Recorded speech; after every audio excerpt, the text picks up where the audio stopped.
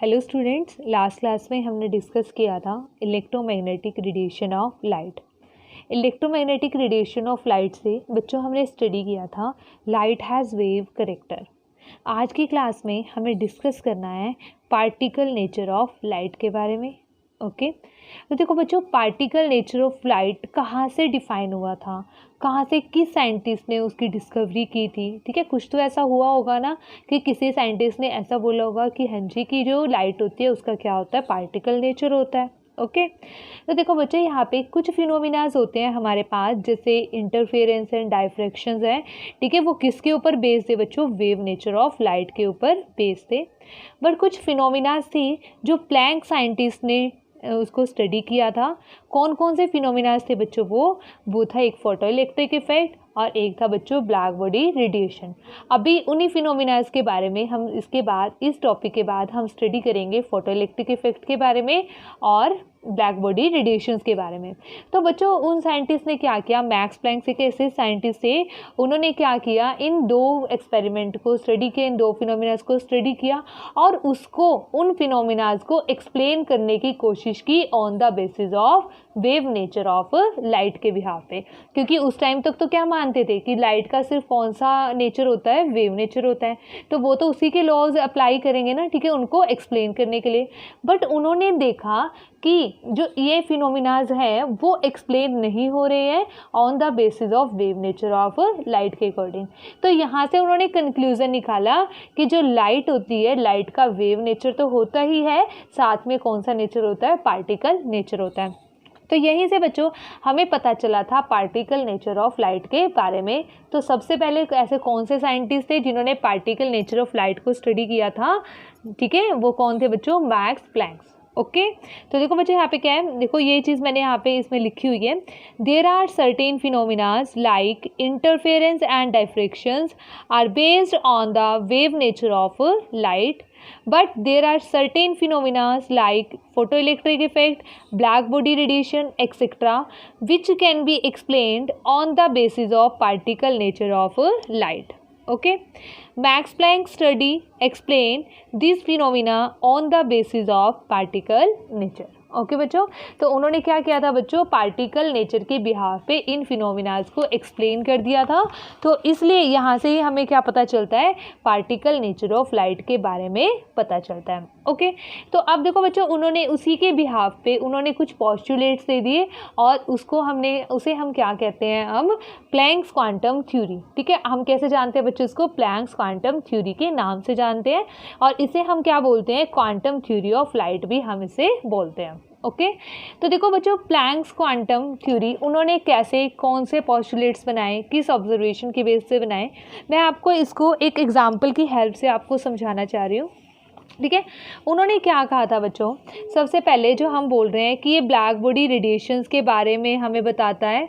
ठीक है, तो ब्लैक बॉडी रेडिएशंस क्या होती है, सबसे पहले बच्चों ब्लैक बॉडी हमारे पास क्या होती है, ब्लैक बॉडी होती है बच्चों हमारे पास, it is a perfect absorber और emitter of all type of radiation. Perfect absorber और emitter of all types of radiation. ठीक है, जितने भी हमारे पास रेडिएशंस होती हैं, ठीक है, नेचर में हमारे पास तो क्या, ठीक है, तो वो क्या होती है बच्चों, ब्लैक, ठीक है, वो क्या होती है, ब्लैक बॉडी। ब्लैक बॉडी वो बॉडी है, ऐसा नहीं है कि जो ब्लैक कलर की होती है वो ब्लैक बॉडी होती है, नहीं। ब्लैक बॉडी क्या है, ब्लैक बॉडी उसे हम बोलते हैं जो एक परफेक्ट एब्जॉर्बर भी होता है और एक परफेक्ट एमिटर भी होता है ऑल टाइप्स ऑफ रेडिएशंस के लिए। मतलब जो हर टाइप की रेडिएशन को एब्जॉर्ब कर दे और हर टाइप की रेडिएशन को एमिट आउट कर दे, उसे हम क्या कहते हैं, ब्लैक बॉडी। ओके, अब देखो बच्चों यहाँ पे फॉर एग्जांपल, अभी मैंने एक चीज़ और आपको बताई थी, वेव नेचर से हम क्या कंक्लूड करते हैं, वेव नेचर कैसा होता है, it is a continuous nature. मतलब हम कहते हैं ना कि जो लाइट का वेव करेक्टर होता है, तो इसका मतलब हम क्या कहते हैं कि वो क्या होता है, कॉन्टीन्यूस फॉर्म में होता है। ठीक है, पार्टिकल करेक्टर क्या है, डिसकॉन्टीन्यूस फॉर्म ऑफ वेव। ठीक है, डिसकॉन्टीन्यूस फॉर्म होती है, और जो हमारे पास वेव नेचर होता है that is continuous form of matter. Okay, तो देखो बच्चे यहाँ पे इसका मतलब तो हम ये बोल रहे हैं कि अगर लाइट का वेव नेचर है तो मतलब उसका क्या होगा, कंटिन्यूस फॉर्म में लाइट एमिट होगी या कंटिन्यूस फॉर्म में लाइट एब्जॉर्ब होगी। कॉन्टीन्यूस फॉर्म में लाइट एमिट होगी, इसका क्या मीनिंग है बच्चों? इसका मीनिंग होता है कि अगर आपके पास एक ही वेवलेंथ की जो हमारे पास लाइट क्या होती रहेगी, एमिट होती रहेगी हमेशा, मतलब उसकी वेवलेंथ चेंज नहीं होगी।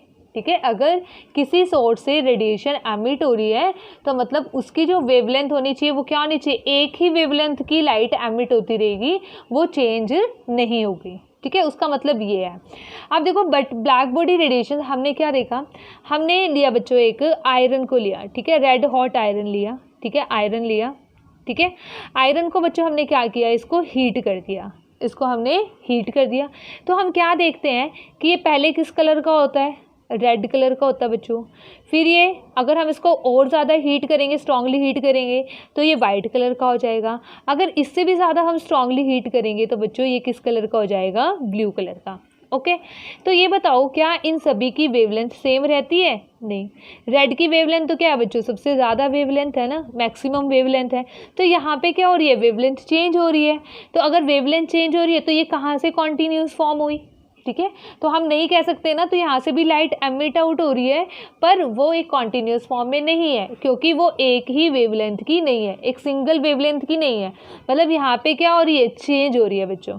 ठीक है, यहाँ पे लैम्डा क्या हो रही है, डिक्रीज हो रही है, और फ्रीक्वेंसी क्या हो रही है बच्चों, इंक्रीज हो रही है। ठीक है, इसकी क्या होती है, मैक्सिमम वेवलेंथ होती है, मैक्सिमम लैम्डा है यहाँ पर। ठीक है, अगर हम इन तीनों को कंपेयर करें, इसकी क्या हो जाएगी, मिनिमम वेवलेंथ होगी। तो इसकी बच्चों क्या होगी, मैक्सिमम फ्रीक्वेंसी होगी, और इस केस में क्या होगी, मिनिमम फ्रीक्वेंसी होगी।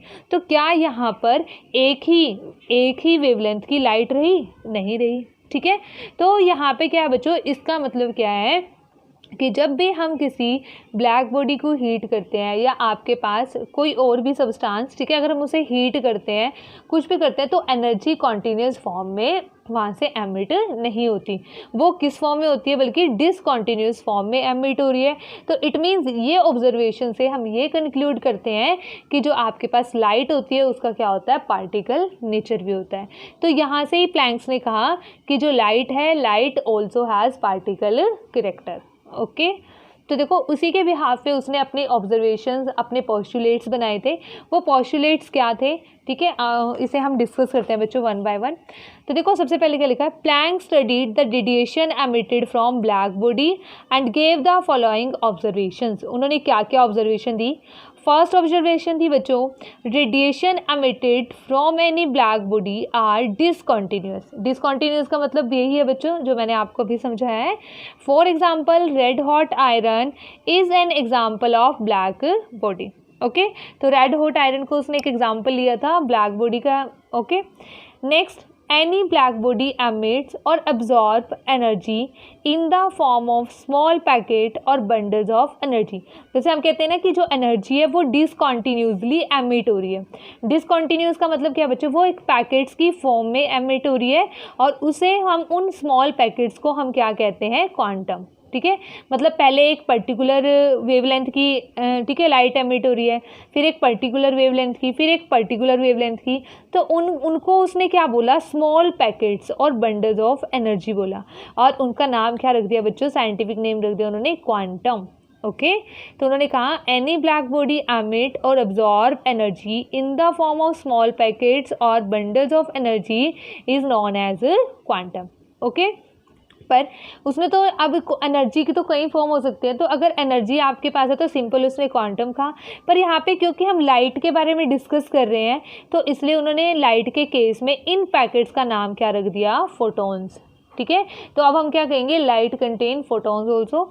इन case of light these packets are known as photons. तो ये होता है बच्चों हमारे पास फोटॉन्स। समझ में आई ये चीज़। एंड फोर्थ उन्होंने बताया कि किसी भी फोटोन की एनर्जी का फॉर्मूला क्या होगा, energy of any photon is directly proportional to its frequency. Okay, energy is directly proportional to frequency. तो यहाँ पे प्रोपोर्शनैलिटी कांस्टेंट को हटा दिया तो यहाँ पे क्या आएगा बच्चों, एक कांस्टेंट ऑफ प्रोपोर्शनैलिटी आएगा। अब इस कांस्टेंट ऑफ प्रोपोर्शनैलिटी का नाम क्या रख दिया, प्लैंक्स कांस्टेंट, क्योंकि ये प्लैंक्स ने दी थी थ्योरी, तो और प्लैंक्स ने ये फॉर्मूला दिया था, तो इसलिए इस कांस्टेंट का नाम क्या रख दिया बच्चों, प्लैंक्स कांस्टेंट। ओके और इसकी एक स्पेसिफिक वैल्यू होती है, कांस्टेंट वैल्यू होती है, दैट इज़ 6.626 होता है बच्चों, पर हम एज यूजुअल 6.6 ही यूज़ करते हैं फॉर न्यूमेरिकल पर्पज़ के लिए। 6.6 इंटू 10⁻34 जूल सेकेंड। ये यूनिट्स भी आपको लर्न होनी चाहिए, बहुत इंपॉर्टेंट है, क्योंकि जब न्यूमेरिकल सॉल्व करते हो तो वहाँ से फिर आपको ये बड़े हेल्प करती है कि हमें कौन सी क्वांटिटी कौन सा पैरामीटर, ठीक है, किस टर्म में लेना है। तो यहाँ पे जूल सेकेंड। अब बच्चों न्यू की जगह हम क्या लिख सकते हैं, C/λ, क्योंकि हमें पता है। ओके तो ये क्या हो जाएगा बच्चों, एनर्जी ऑफ 1 फोटोन के लिए फॉर्मूला हो जाएगा। And if we want to calculate energy of n photons then multiply it by n। Okay तो then E is equal to NH nu. तो बच्चों ये हमारे पास क्या हो जाएगी, energy of n photons. Okay तो ये क्या थी बच्चों, हमारे पास प्लैंक्स क्वांटम थ्योरी थी।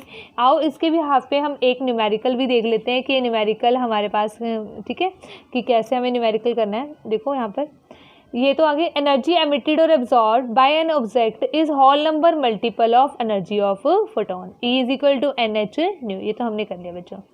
नेक्स्ट देखो न्यूमेरिकल, देखो calculate energy of photon having wavelength 3000 angstrom. Okay आपको एनर्जी फाइंड आउट करनी है, ठीक है, जिसकी वेवलेंथ आपको गिवन है 3000 एंगस्ट्रॉम, और एनर्जी के लिए आपको जूल्स में भी कैलकुलेट करनी है और इलेक्ट्रॉन वोल्ट में भी आपको एनर्जी कैलकुलेट करनी है।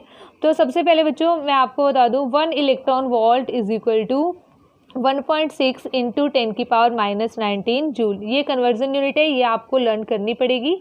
ओके तो nu lambda is given to us, then E is equal to HC upon में लैम्डा। C हमें पता है, H भी कांस्टेंट होता है, लैम्डा हमें पता है, तो we can calculate E easily. Okay अब बच्चों देखो यहाँ पर आपके लैम्डा की वैल्यू किस में होनी चाहिए, मीटर में होनी चाहिए, बिकॉज हम जो C की वैल्यू लेंगे वो किस में लेंगे, मीटर में लेंगे ना। 3 इंटू 10⁸ मीटर पर सेकेंड। तो आपको ये चीज़ ध्यान रखनी है, तो लैम्डा भी क्या होनी चाहिए, मीटर में होनी चाहिए। और एंगस्ट्रॉम को मीटर में कन्वर्ट कैसे करेंगे, मल्टीप्लाई इट बाय 10⁻⁻10 मीटर। तो यहाँ पे हमने इसको मल्टीप्लाई कर दिया, C की वैल्यू पुट कर दी, H की वैल्यू पुट कर दी, तो कैलकुलेट कर दो बच्चों, जो आंसर आएगा वो किस में आएगा, जूल में। अब देखो ये जूल में क्यों आया, क्योंकि H की वैल्यू किस में ली थी हमने, जूल सेकंड थी ना बच्चों ये वैल्यू, ठीक है, जूल सेकंड में थी, तो इसलिए आंसर किस में आया, एनर्जी का, जूल में। तो यहाँ पे अगर ये चीज़ यूनिट्स हमें पता होती है तो यहाँ पे हमें इजी हो जाता है कि जो हमारे पास गिवन आंसर आया है वो किस में आया बच्चों, जूल में आंसर आया। अब क्या करो, जूल को इलेक्ट्रॉन वोल्ट में चेंज कर दो। अगर जूल को इलेक्ट्रॉन वोल्ट में चेंज करना है तो we have to divide this value by 1.6 into 10⁻⁻19। इससे डिवाइड कर दिया तो बच्चों हमारे पास आंसर क्या आ गया, 4.25 इलेक्ट्रॉन वोल्ट। ओके तो बच्चों ये था हमारे पास Planck's quantum theory. Next class में हम स्टडी करेंगे, यही कंटिन्यू करेंगे, पार्टिकल नेचर ऑफ लाइट। इसके बारे में एक बड़ा ही इंपॉर्टेंट फिनोमिना हम डिस्कस करेंगे, that is photo electric effect. बहुत इंटरेस्टिंग है और बहुत ईजी भी है और साथ में बहुत इंपॉर्टेंट भी है, ठीक है। तो मिलते हैं बच्चों नेक्स्ट क्लास में फोटो इलेक्ट्रिक इफेक्ट के साथ। ओके।